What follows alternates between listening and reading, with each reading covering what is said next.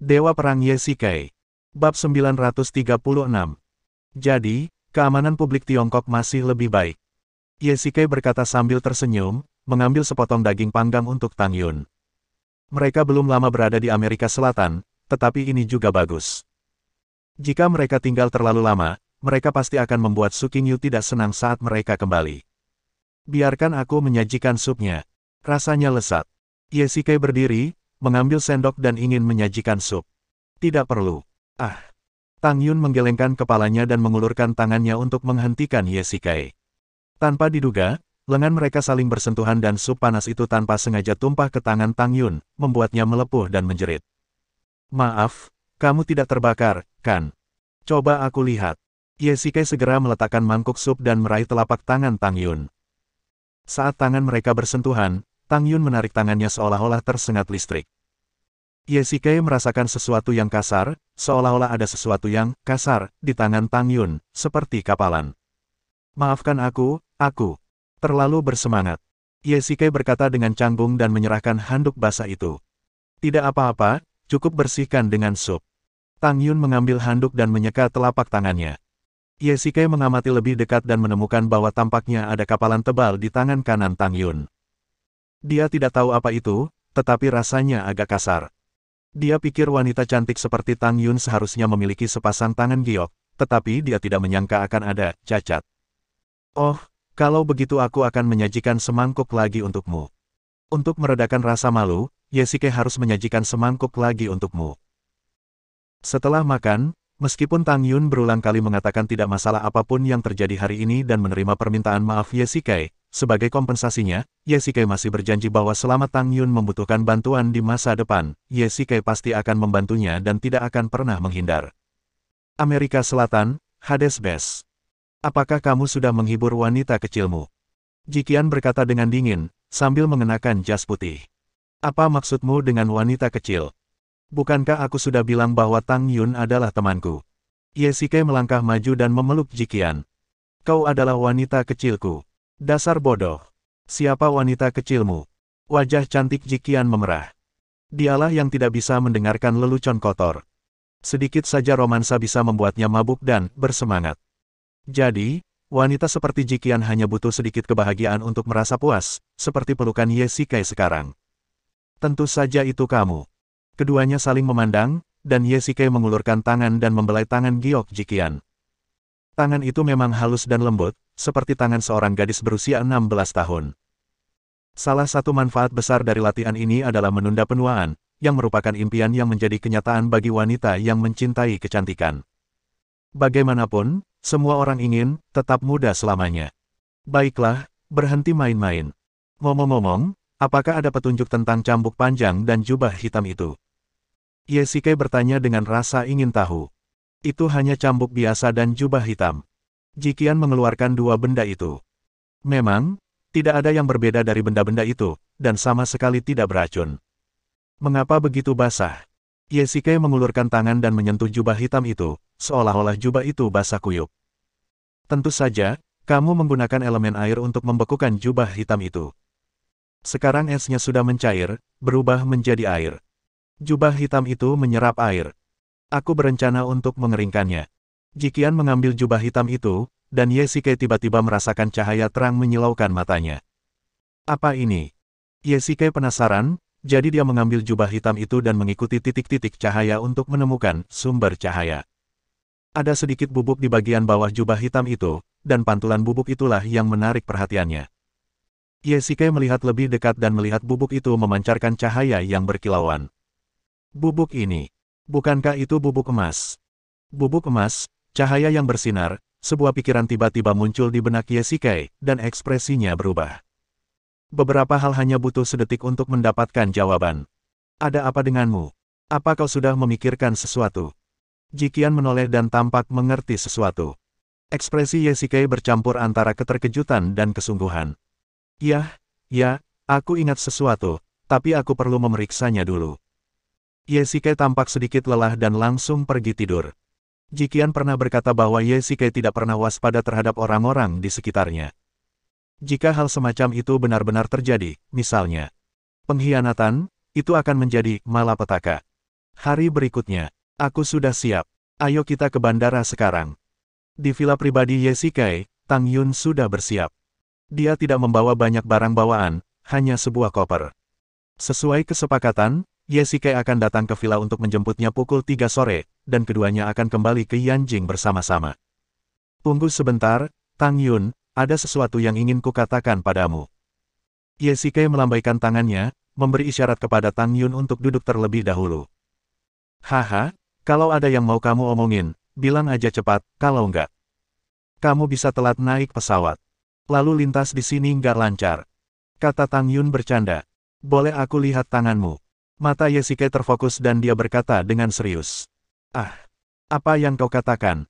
Tang Yun secara naluriah menarik kembali tangannya, menatap tangan seorang wanita, yang tampak sangat tidak sopan. Tang Yun tentu saja merasa sangat malu. Ramalan nasib.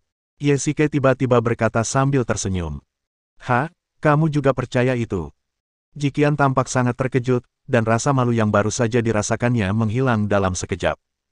Ya, kemarin aku membaca telapak tangan Jiqian dan mengetahui bahwa dia tidak beruntung dalam pernikahan. Ye Shikai berkata dengan suara rendah, takut orang-orang di sekitarnya akan mendengarnya. Apa, Tuan Ye, apakah ini benar? Tentu saja, ini adalah keterampilan yang diwariskan dari leluhurku. Aku juga belajar dari guru-guru terkenal, jadi tidak mungkin ada kesalahan. Jadi aku ingin melihat keterampilanmu juga. Ye Shikai bersikeras. Baiklah kalau begitu, tapi aku tidak suka orang lain menyentuh tanganku, jadi tolong jangan tinggal di sana terlalu lama. Tang Yun perlahan mengulurkan tangannya dan meletakkannya di depan Ye Shikai. Tanganmu sangat lembut. Pandangan Ye Shikai jatuh ke telapak tangan Tang Yun. Sepertinya dia merawatnya dengan baik, dan tangannya seputih batu giok. Terima kasih. Denyut nadi vitalmu stabil, yang berarti kau tidak akan terkena penyakit serius. Garis kariermu panjang, dan sepertinya karir masa depanmu akan mulus. Ye Shikai melihatnya dengan saksama, dan mengulurkan tangannya untuk menyentuhnya dengan hati-hati. Meskipun ada beberapa kecurigaan tentang serangan tidak senonoh, dia masih ingin memastikan satu hal. Baiklah, aku sudah selesai membaca. Ye Shikai mengangguk dan meletakkan tangan Tang Yun. Maafkan aku karena bersikap kasar. Ye Shikai tersenyum tipis. Kalau begitu, ayo kita pergi. Kita sudah membuang-buang waktu. Kita harus pergi ke bandara lebih cepat. Tidak apa-apa, tapi Tuan Ye, tolong jangan ganggu Nona Ji karena hal-hal takhayul itu. Itu semua tidak berdasar. Bab 937. Tentu saja, aku masih percaya pada sains. Ye Shikai menunjukkan senyum, menyedihkan, gerakannya tampak sedikit lemah, dan membantu Tang Yun membuka pintu belakang mobil. Ayo cepat pergi, masih ada 1 jam lagi, desak Tang Yun dengan cemas. Baiklah. Ye Shikai memberi isyarat kepada pengemudi untuk mundur. Dia sendiri duduk di kursi pengemudi, menyalakan mesin mobil, dan mobil segera melaju. Tang Yun, pertama kali kita bertemu di pesawat, kan? Ye Shikai menatap Tang Yun di belakangnya melalui cermin perspektif dan berkata dengan ringan.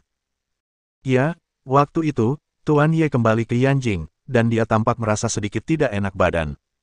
Tang Yun mengangguk, wajahnya tenang. Haha, sekarang sudah jauh lebih baik. Sepertinya Nona Su sangat memperhatikanmu. Bagaimanapun, dia adalah wanita cerdas yang diakui di Yanjing, dan dia juga seorang pengusaha yang mengutamakan keluarga. Tang Yun bercanda, kehidupan cintamu setelah menikah seharusnya sangat baik. Tidak apa-apa. Dia memang sangat baik, tapi... Tuan Ye, ada apa?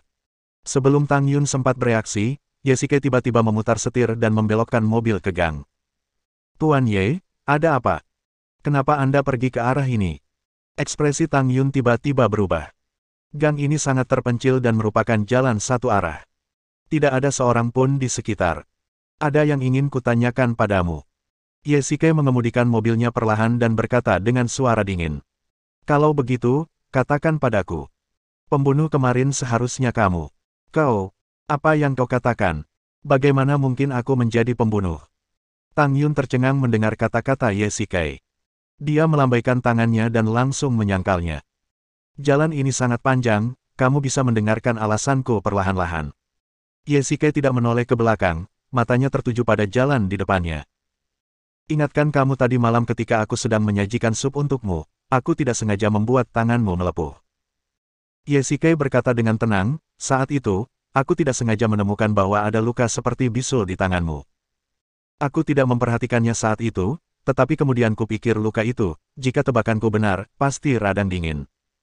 Ye Shikei melirik Tang Yun di kursi belakang melalui kaca spion. Tubuhnya gemetar. Ini adalah reaksi naluriah ketika kebohongan terungkap. Kita sekarang berada di Amerika Selatan. Di Cina sedang musim dingin, tetapi di sini sedang musim panas. Bahkan mengenakan baju lengan pendek saja sudah kepanasan. Bagaimana mungkin kita bisa terkena radang dingin? Itulah yang kualami di Yanjing sebelumnya. Tang Yun langsung berkata. Sebenarnya, Ye Shikei tidak bisa mengesampingkan kemungkinan ini. Namun, melalui ujian kecil, tadi dan pengalaman sehari-hari, dia masih yakin bahwa Tang Yun berbohong. Pertama-tama, radang dingin itu jelas merupakan cedera baru, dan ada satu hal lagi. Apakah kamu ingat saat aku membaca telapak tanganmu tadi?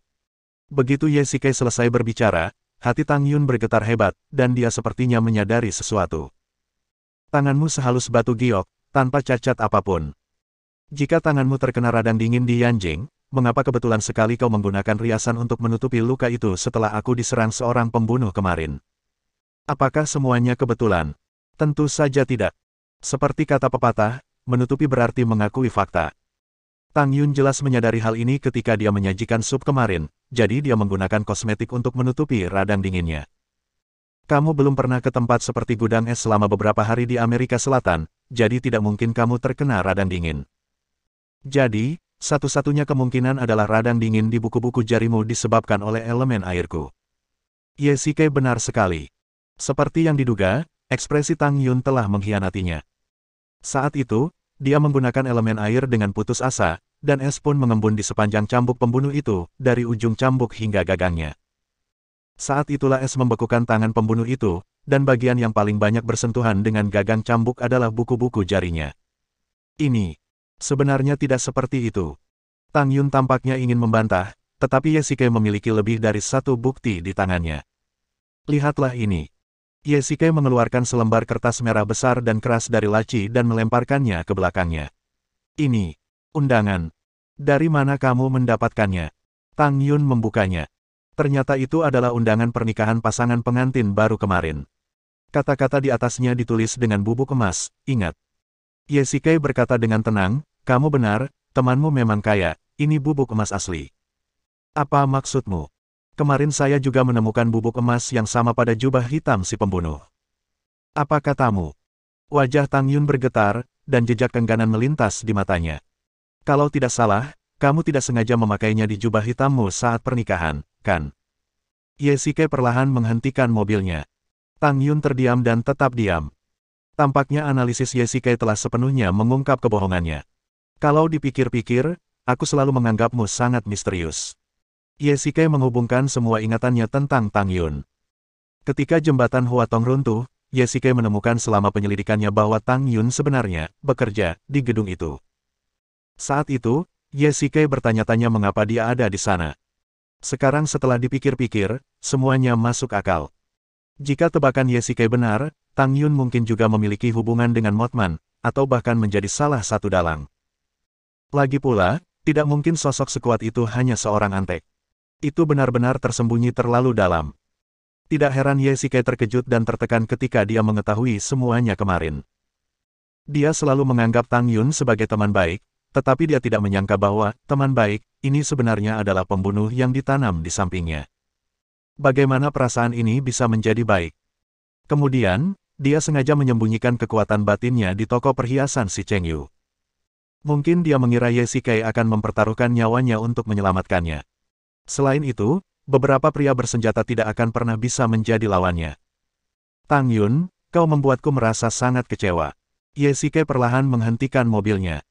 Sebenarnya, dari sudut pandang objektif, Ye Shikei gagal. Tang Yun memainkan peran sebagai pembunuh laten yang hebat dari awal hingga akhir.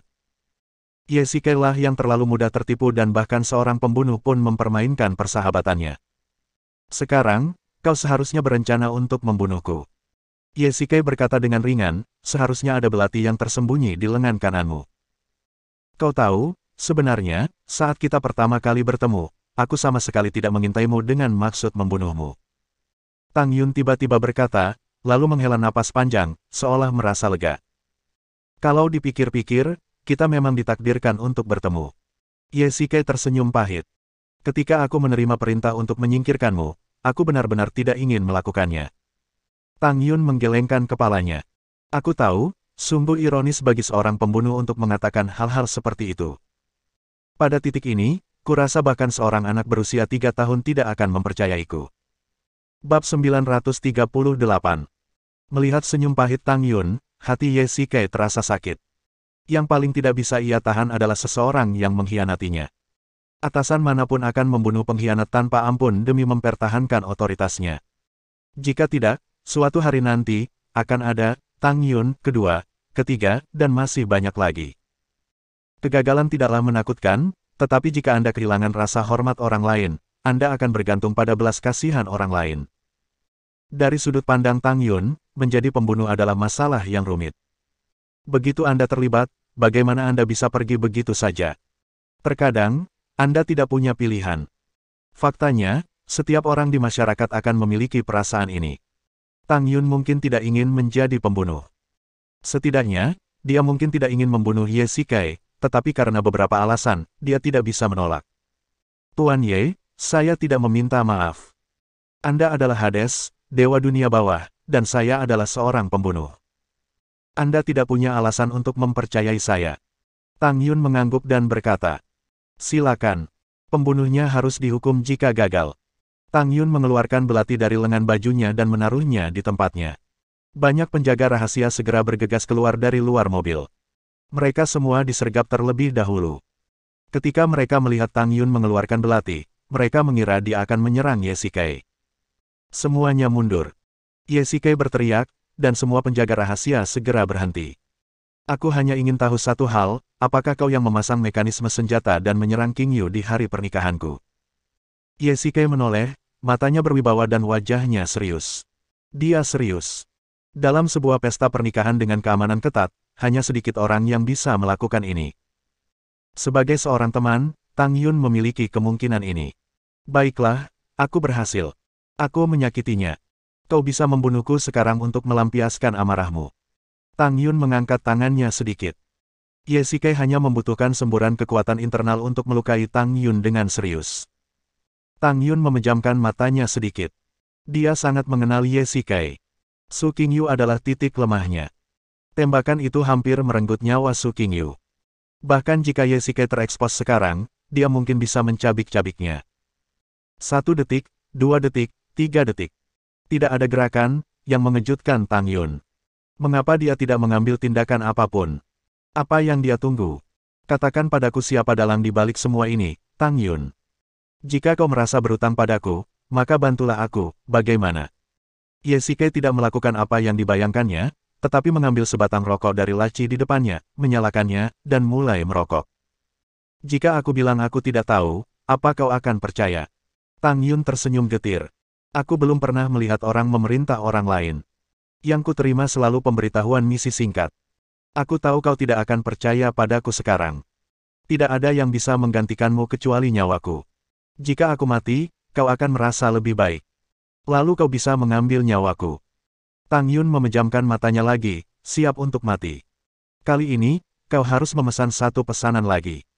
Nada bicara Ye Shikai sedikit lemah, bunuh Bai Jiao. Ya, kau benar. Dia juga target pembunuhanku, tapi aku tidak punya kesempatan untuk menghubunginya. Memang seperti ini. Ye Shikai menghela napas. Bai Jiao tidak berbohong kepadanya. Dia dibunuh, jadi dia memilih untuk bergabung dengan Istana Dunia Bawah. Namun, Ye Shikai tidak menyangka bahwa Tang Yun lah yang melaksanakan perintah pembunuhan itu. Selain petunjuk-petunjuk tersebut, yang menginspirasi Ye Shikai adalah lelucon kecil yang dimainkan Jiqian hari itu. Ye Shikai tidak waspada terhadap orang-orang di sekitarnya, dan kemampuan bertarungnya sangat kuat. Jika pembunuhan itu ingin berhasil, prasyarat terbesar adalah menjadi orang dekat Ye Shikai, teman, anggota keluarga, atau kekasih. Jika Tang Yun tidak mengungkapkan kekurangan ini dan membiarkan Ye Shikai melihatnya, mungkin suatu hari nanti, dia akan benar-benar mati di tangan Tang Yun. Baiklah, kamu bisa mulai sekarang. Ye Shikai membuka pintu mobil dan berjalan keluar, rokoknya hampir habis. Tuan, kami sudah siap. Mari kita mulai sekarang. Biarkan dia pergi. Ye Shike tiba-tiba berkata, berbalik, dan berkata kepada Tang Yun di dalam, pergi, dan jangan muncul di hadapanku lagi. Apa katamu? Tang Yun sangat terkejut. Sudah kubilang pergi saja dan jangan muncul lagi. Kau biarkan saja dia pergi begitu saja. Jiqian bertanya dengan suara keras di pangkalan. Ya, ada apa? Kau benar-benar gila. Perasaan macam apa yang dimiliki seorang pembunuh? Lain kali dia melihatmu, dia akan menyerangmu lagi. Jiqian menghentakkan kakinya dengan marah. Menurutnya, Ye Shike terlalu berhati lembut. Jika dia sedikit lebih tenang, siapapun akan segera membunuh Tang Yun untuk mencegah masalah di masa mendatang. Jika aku mengatakan bahwa aku mempercayainya, apakah kau akan mempercayainya? Ye Shike tersenyum getir. Masalah hati memang sulit untuk dikatakan. Mungkin dia melepaskannya karena dia sedang impulsif saat itu. Atau mungkin itu hasil dari pertimbangan Ye Shike yang matang setelah menenangkan diri. Hanya ada garis tipis antara ketenangan dan impulsif, rasionalitas dan kepekaan. Kau benar-benar gila. Kurasa kau tersihir olehnya. Dia pembunuh. Kata-kata itu hanya untuk membingungkanmu. Jiqian hampir mulai memarahi. Ye Shike telah berada dalam kondisi bingung sejak dia kembali, seolah-olah dia berada di bawah mantra. Jiqian bahkan berpikir bahwa Tang Yun pasti telah menggunakan beberapa cara untuk membuat Ye Shike kecanduan padanya, jadi dia melepaskannya. Jiqian merasa sangat disayangkan untuk melepaskan ancaman sebesar itu. Jika dia ada di sana saat itu, dia pasti akan membawa Yue Wei untuk memotong rumput liar dan membasminya terlebih dahulu. Aku sudah sadar. Ye Shike mengulanginya lagi, dan Jiqian menatapnya dengan tajam. Diamlah, sekarang orang itu sudah kabur, kau akan mendapat masalah di masa depan. Jiqian mengusap pelipisnya dengan sakit kepala. Dia mengutamakan keselamatan Ye Shike. Dari sudut pandangnya, Tang Yun adalah pembunuh berdarah dingin, dan penampilan penuh kasih sayang, dan pengorbanan heroik hari ini semuanya adalah akting. Baiklah, mari kita tinggalkan masalah ini di sini. Sekarang setelah semuanya beres, mari kita cari waktu untuk kembali ke Cina. Ye Shike melangkah maju untuk menghiburnya. Dia mungkin telah membuat kesalahan dalam masalah ini. Dia hanya berharap bahwa dia tidak salah. Aku akan kembali besok. Aku sudah muak dengan tempat ini. Dan kau hanya mengincarku. Jiqian marah sejenak dan tidak bisa menahan diri untuk tidak mengatakan beberapa kata kasar kepada Ye Shike. Maaf, kamu bisa memutuskannya nanti. Ye Shike tidak punya pilihan. Wanita akan kehilangan kesabaran, begitu juga Jiqian. Terlebih lagi, masalah ini sangat penting baginya. Jika aku tahu, aku seharusnya tidak peduli padamu dan membiarkanmu. Jiqian sangat marah sehingga dia langsung kembali ke kamar. Ye Shike tahu dia salah, jadi sepertinya dia harus menghiburnya. Bab 939. Ye Shike selalu berterima kasih atas perhatian Jiqian. Keduanya memiliki hubungan yang tak terpisahkan dalam kehidupan ini. Seperti yang pernah dikatakan Su Qingyu, Jiqian dapat membantu Ye Shike dalam hampir semua hal yang berada di luar jangkauan Su Qingyu. Namun, Ye Shike tidak akan menggunakan alasan ini untuk, secara terbuka, bermain dengan banyak orang. Baiklah, kamu sudah marah sejak lama. Aku sudah minta maaf. Di meja makan malam itu, Jiqian masih bersikap acuh tak acuh. Dia memang tsundere. Tapi sejujurnya, Ye Shike sering membujuk wanita. Gos Miehun dan yang lainnya sedang makan. Keduanya berdebat, dan mereka hanya mencari masalah. Gos pandai mengamati kata-kata dan ekspresi orang, dan melihat konflik di antara keduanya. Itu semua karena Ye Shike melepaskan Tang Yun tanpa izin. Bos yang dulunya tegas dan kejam tampaknya mudah terpengaruh oleh emosi. Masih mengabaikannya. Kian, ada begitu banyak orang di sini, jangan membuat masalah. Ye Shike membujuk lagi. Bos, kami sudah selesai makan, kalian lanjutkan saja makannya. Gos mengedipkan mata pada Miehun dan yang lainnya, lalu mereka bergegas mengemasi piring mereka dan meninggalkan restoran itu dalam sekejap. Lihat, mereka semua sudah melihatnya, tapi kamu masih tidak mau memperhatikanku. Wajah Ye Shike muram. Aku hanya tidak ingin memperhatikanmu, apa yang kau inginkan? Jiqian meletakkan sumpitnya dan mendengus dingin. Sebelum dia bisa menyelesaikan kata-katanya, Ye Shike sudah mengulurkan tangannya dan memeluknya, yang membuat Jiqian takut. Aku menginginkannya seperti ini sekarang, apa yang bisa kau lakukan? Ye Shikai berkata dengan mendominasi, memperlihatkan sepasang mata tajam dan senyum tipis di bibirnya. Kamu, seorang penjahat. Baiklah, jangan membuat masalah lagi. Belum tentu Tang Yun akan baik atau buruk jika aku melepaskannya. Ye Shikai berkata sambil tersenyum, kali ini di akhirnya, menghibur, Jiqian. Huff, apa kau pikir aku ingin membuat masalah denganmu? Jika aku memaafkanmu begitu saja, kau pasti akan melakukan hal yang sama lagi lain kali kita menghadapi situasi ini. Jiqian merapikan pakaiannya dan mendengus dingin. Dia memang masih khawatir tentang Ye Shikai yang melepaskan Tang Yun secara pribadi. Dan Bai Jiao itu, kupikir kau punya perasaan lain padanya. Jiqian memutar matanya. Hei, berhenti bicara omong kosong. Bagaimana mungkin aku punya pikiran seperti itu tentang Bai Jiao? Ye Shikai mengerti maksud dari kata-katanya. Apakah wajar jika wanita di sekitarnya punya masalah dengannya? Lagi pula, Ye Shikai bahkan belum pernah melihat penampilan Bai Jiao, jadi tidak masuk akal bagi Jiqian untuk mengatakan itu. Benarkah? Aku sangat mengenalmu. Kau benar-benar tidak punya dendam terhadap Bai Jiao. Tidak, sama sekali tidak. Ye Shikai langsung menolak. Sejujurnya, salah satu tujuan Tang Yun adalah membunuh Bai Jiao, tetapi sekarang setelah Tang Yun pergi, bahaya bagi Bai Jiao telah terangkat untuk sementara. Ada apa? Apa kau sudah memikirkan sesuatu? Jiqian tampak bingung saat melihat Ye Shikai yang tercengang. Ada beberapa hal yang menurutku bisa aku verifikasi. Bai Jiao, apakah kamu kenal orang ini? Ye Shikai menyerahkan sebuah foto. Dia. Bai Jiao mengambil foto itu, matanya berkedip karena terkejut. Dia benar-benar mengenal Tang Yun. Dialah yang ingin membunuhmu. Dengan kata lain, dialah yang kau sembunyikan, kata Ye Shikai dengan tenang. Bagaimana kamu mendapatkan fotonya? Tanya Bai Jiao. Kau mungkin tidak percaya, tapi aku mengenalnya setengah tahun yang lalu. Ye Shikai melanjutkan, pada saat itu, dia seharusnya tidak mengambil alih misi untuk membunuhmu. Di mana dia? Saya menemukannya. Jadi, mati. Tidak, aku sudah melepaskannya. Ye Shikai melirik Bai Jiao. Saat dia mengatakan ini, secerca penyesalan melintas di matanya. Sepertinya dia menyesal tidak menggunakan tangan Ye Shikai untuk menyingkirkan musuh ini. Kenapa? Kamu juga terkejut. Ye Shikai tiba-tiba berkata dan menemukan kursi untuk duduk. Tidak apa-apa, aku hanya penasaran mengapa kau membiarkannya pergi. Jika dia adalah pembunuh yang tersembunyi, maka dari sudut pandangmu, kau harus segera mengeksekusinya untuk mencegah masalah di masa mendatang. Tang Yun berkata dengan rasa ingin tahu. Benar sekali. Semua orang di Istana Hades berpikir begitu, kecuali aku. Ye Shikai menggelengkan kepalanya. Aku bukan orang yang berdarah dingin. Aku juga punya penilaian sendiri. Setelah mempertimbangkan untung ruginya, aku melepaskannya. Kau bergabung dengan Istana Dunia Bawah untuk menghindari kejaran.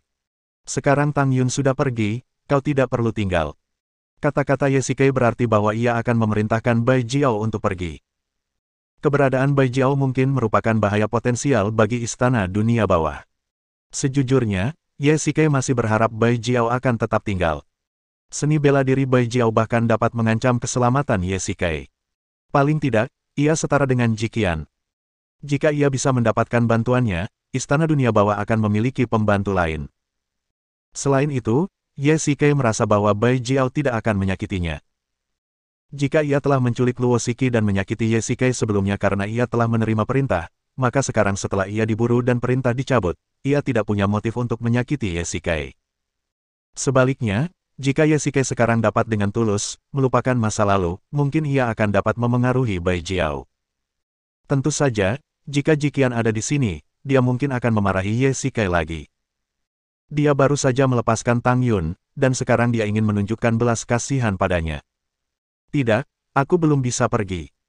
Bai Jiao segera berkata, jika Tang Yun pergi, akan ada yang kedua, yang ketiga, mereka tidak akan menyerah.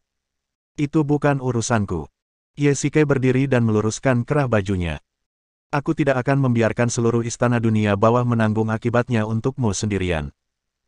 Kata-kata Ye Shikai terdengar agak kejam, tetapi bisa dimengerti. Istana Dunia Bawah bukanlah perusahaan keamanan dan memiliki kepentingannya sendiri. Ye Shikai tidak begitu baik hati hingga membiarkan saudara-saudaranya ikut bersamanya dalam pengejaran. Tidak, kalau aku tidak salah, Tang Yun juga berencana untuk membunuhmu, kan? Bai Jiao berkata dengan tegas, kita semua punya musuh yang sama, jadi aku datang ke Minggong. Jika memang begitu, bukankah kerjasama adalah pilihan terbaik, Tuan Pluto? Kau benar, tetapi jika kau tetap di sini, kau mungkin akan menarik lebih banyak pembunuh. Aku tidak ingin merusak Istana Dunia Bawah saat itu. Selama aku berada di Istana Dunia Bawah, orang-orang itu akan bersikap hati-hati.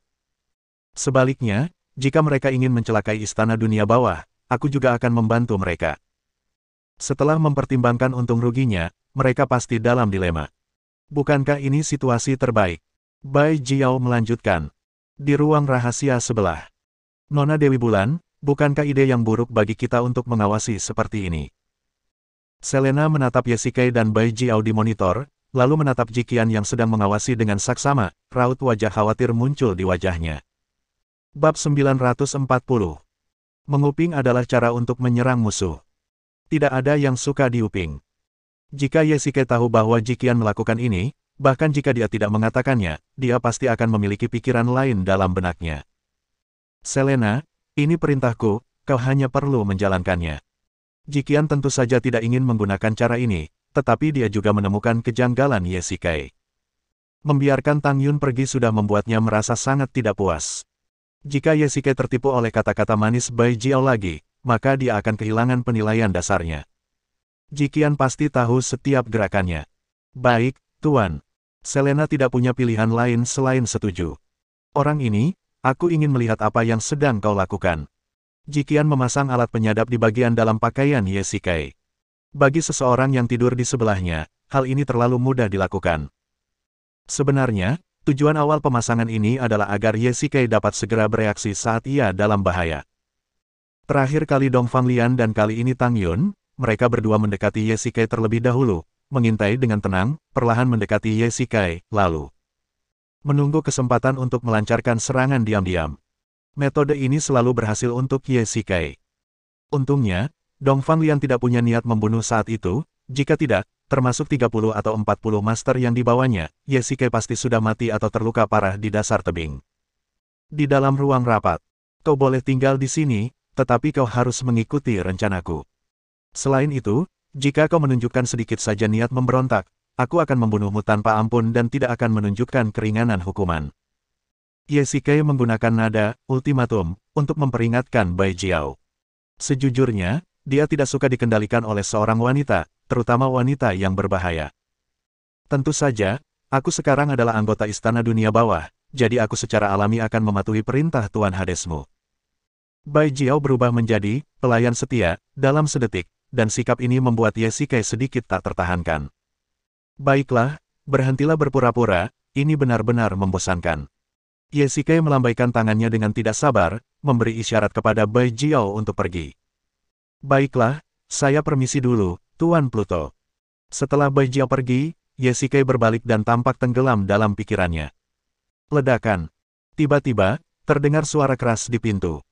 Ye-Shikai tiba-tiba berbalik dan melihat Jiqian berdiri di luar pintu, menatapnya dengan mata dingin. Kenapa kamu di sini? Ye-Shikai berkata dengan heran. Yang membuatnya semakin gelisah adalah ekspresi Jiqian yang seperti baru saja memakan bubuk mesiu, dan sepertinya ada 4 kata yang tertulis di wajahnya, aku ingin memukul seseorang. Mungkinkah dia melakukan kesalahan lagi? Hei, sepertinya kau tidak ingin aku ikut. Jiqian menatapnya dingin dan berkata, mengapa kau ingin menahan Bai Jiao? Bagaimana kau tahu? Ye-Shikai berkata tiba-tiba. Dia baru saja mengumumkan keputusan ini, dan ruang rapat itu kedap suara.